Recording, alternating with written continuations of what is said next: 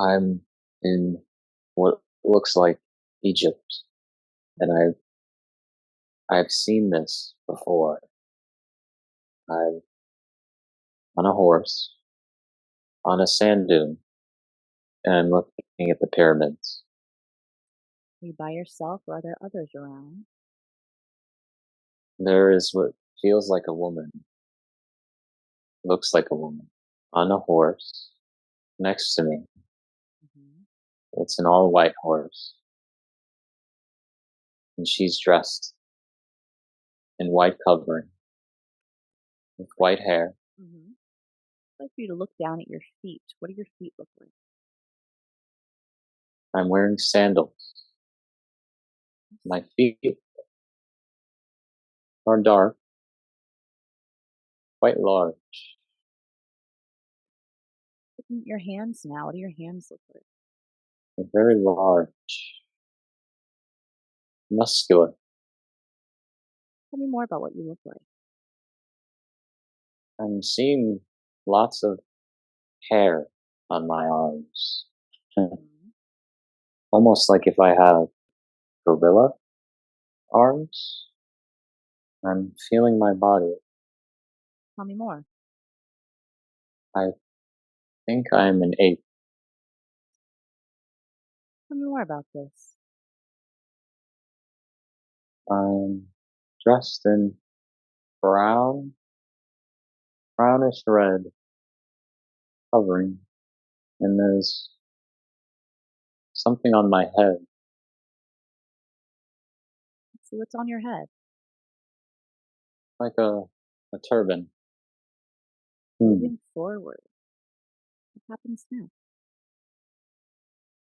I'm riding down this very tall sand dune on my horse. He's a dark horse, black, and the woman follows behind on her white horse. And down we go on this sand dune, headed towards a walled city. There is a big arch door, very tall arch door, and we stop. The door is now being opened. A small creature greets us. He's much smaller than us. We appear very large to him, and we go through the doors. There are beautiful cobblestone roads in this city, and we slowly gallop through. There's mighty brick walls, large brick walls. As we continue to gallop through the city, there aren't many people, only just a few crossing the road. What do these people look like? They're smaller than I am. They're human looking, and they're just going about their day.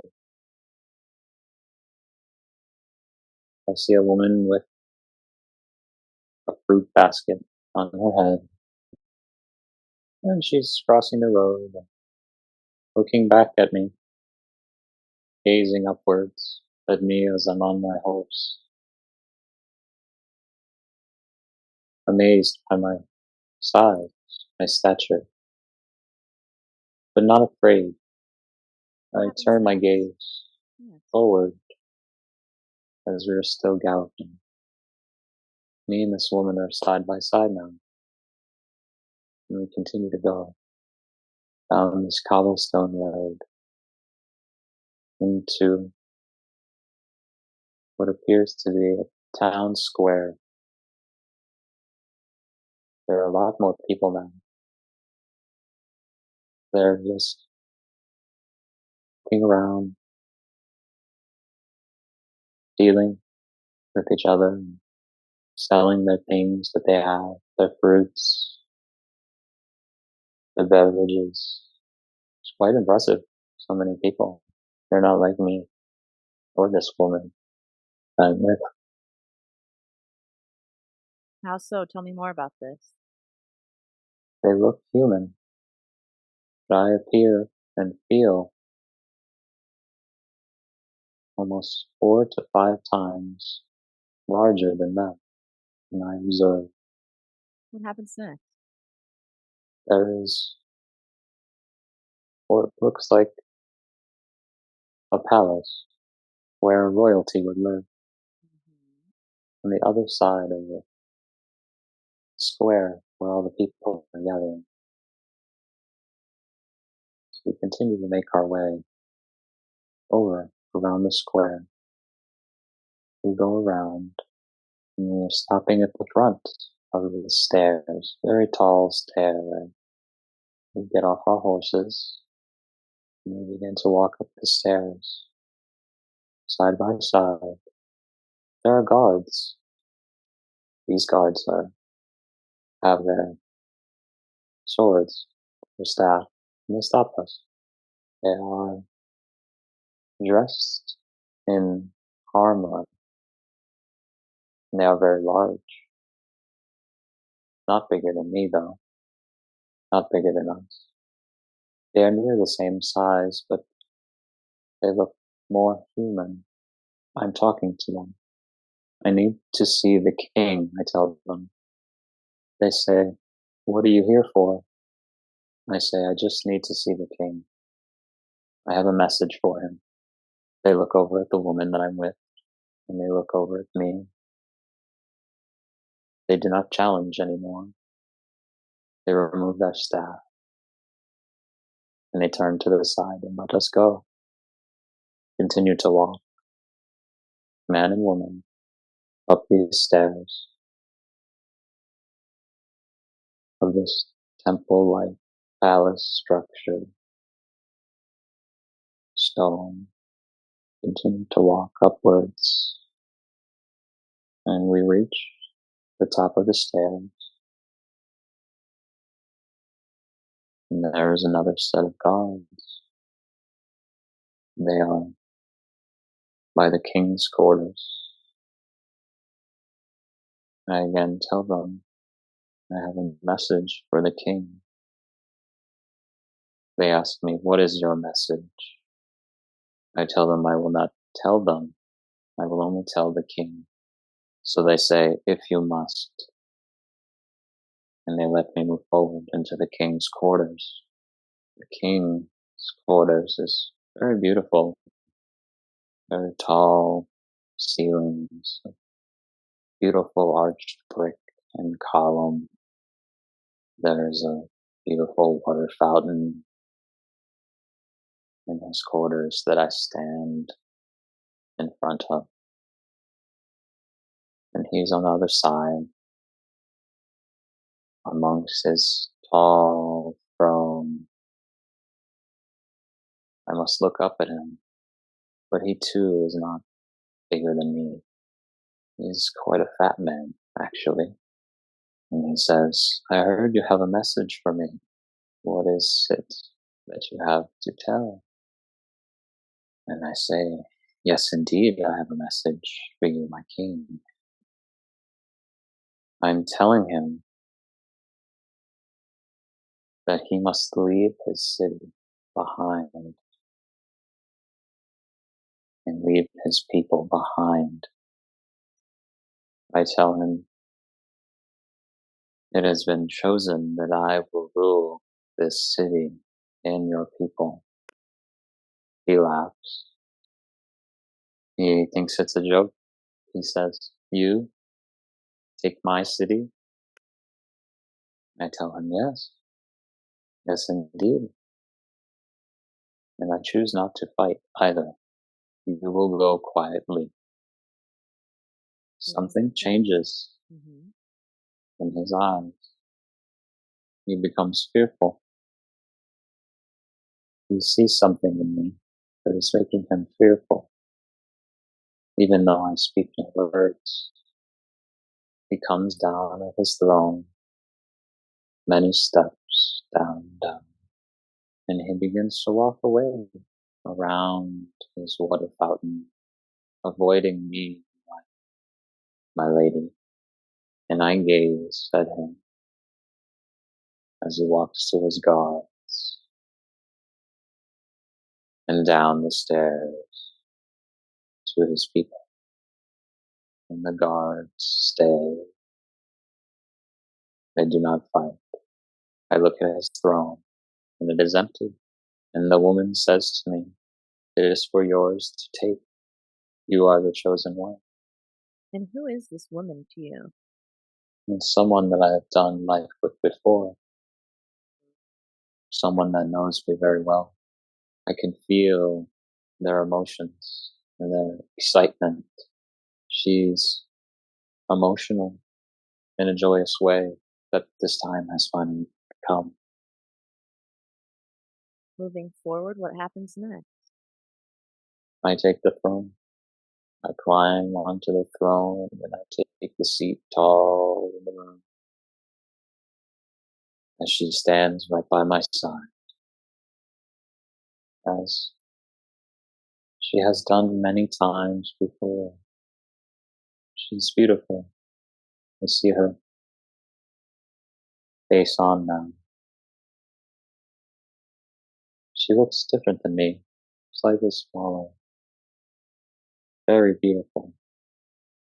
She has dressed in all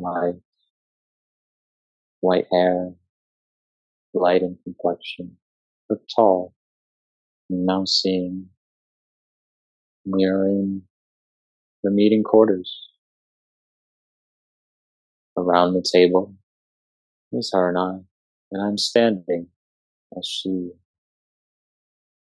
sits and observes as I am orchestrating a meeting with the chamber, with the planners and the men of stature in the city.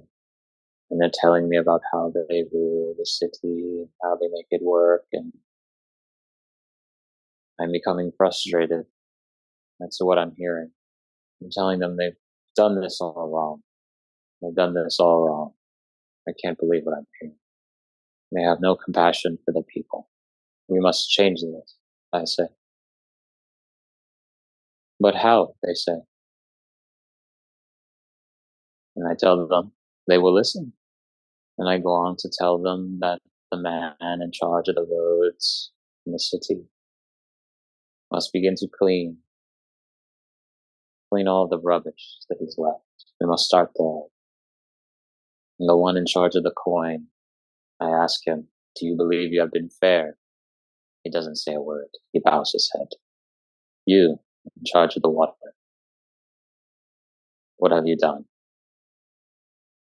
He looks disgusted. He cannot say a word.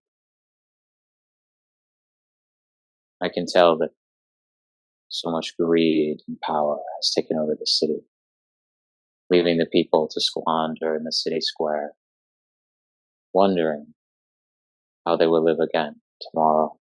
But I tell them, this will be no more. This is not how we rule. We begin to change the city. They clean. The roads are so clean of filth. There is running water in the city square for all to take, requiring no coin in exchange. The water is free to all. The fruit off the trees in the city is for all to share, with no coin in exchange. The people are happy. I see them as I look down into the city square, through the steps. I come off my throne and I see the people. Their heads are up. They're chanting, holding their hands up. The name Igor, I can hear. Lord Igor, chanting from the crowd.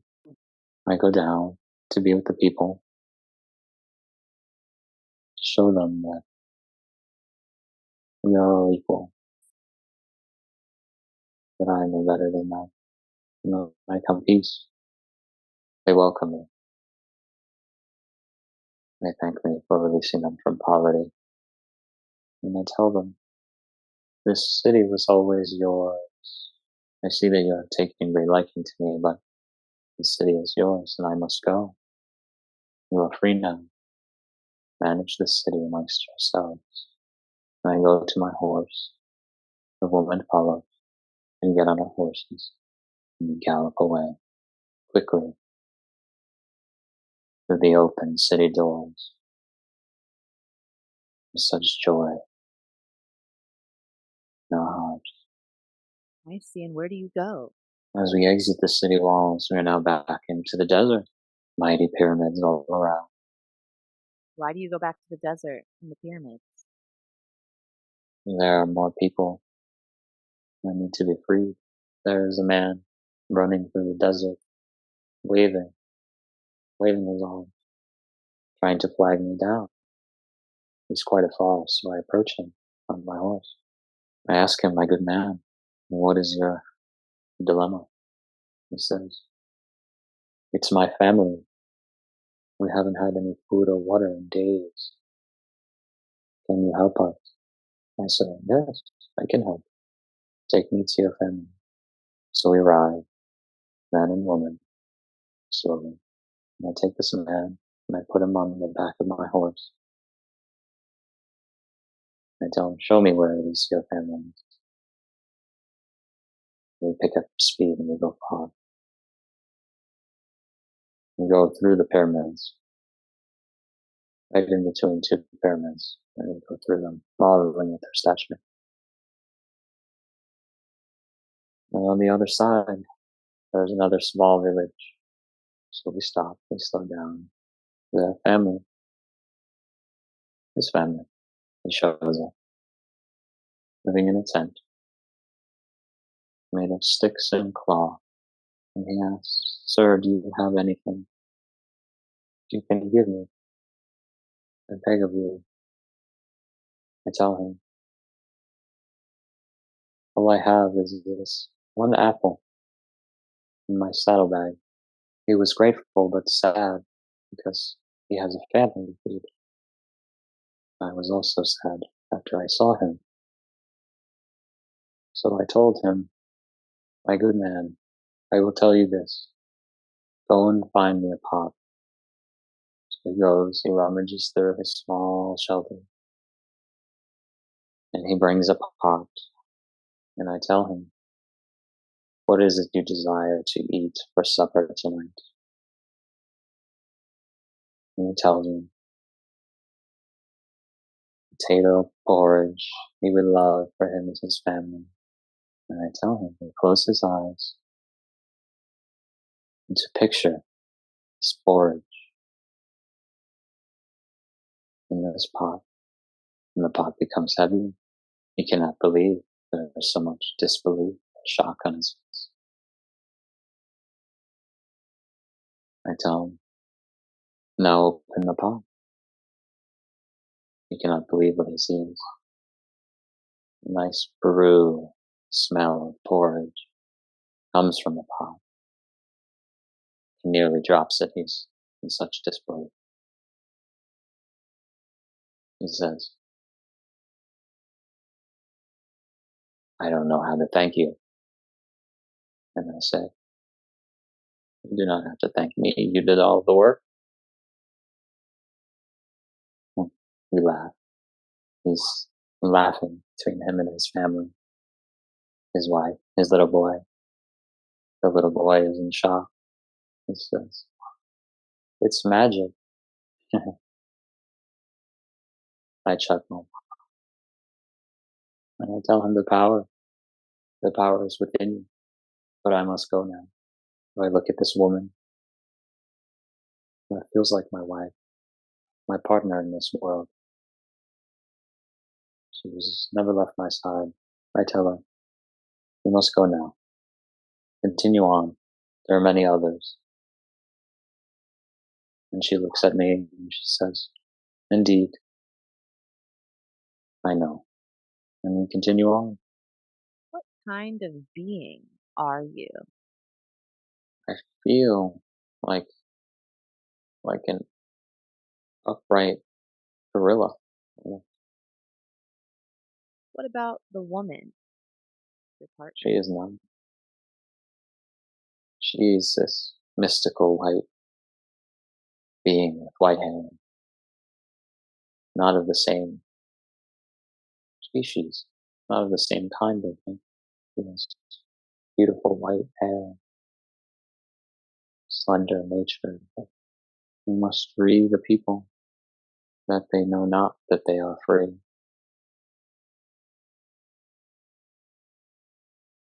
You must see the mission. You must see his power.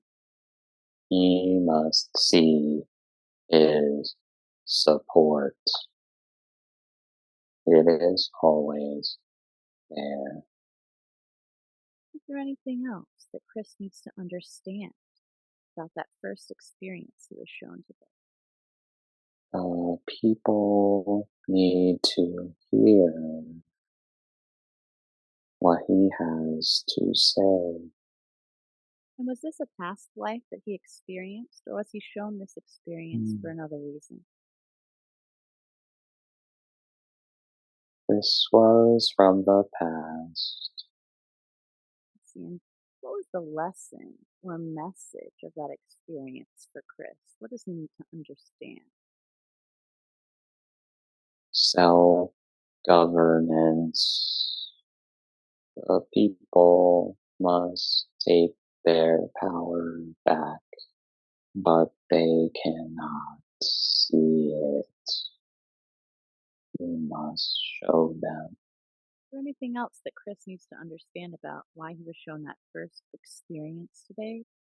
The size and powers that he had are still within him.